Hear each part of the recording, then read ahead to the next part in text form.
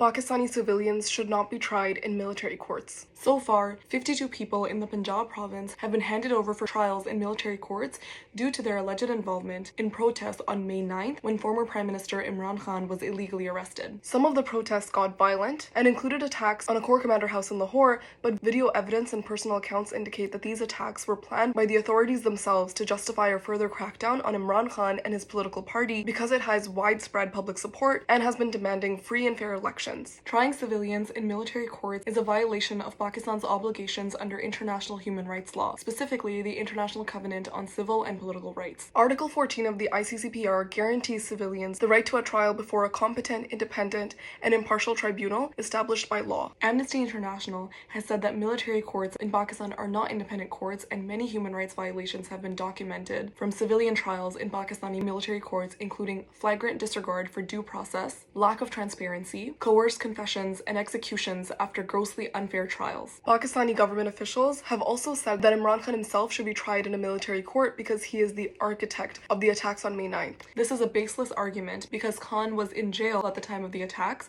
and has always told his supporters to remain peaceful during protests. Imran Khan said that he has no doubt that he will be tried in a military court and thrown in jail because this is the authorities' only hope of removing him as a political opponent. Khan has already been fighting over 150 bogus, politically motivated cases in civilian courts. These cases keep getting delayed and have no merit, which is why the Pakistani state is trying to use military courts against him instead. We're joining international human rights groups globally to demand that the Pakistani government transfers civilians who are being tried in military courts to the civilian justice system and demand that the Pakistani government stops its political victimization of Imran Khan and his supporters.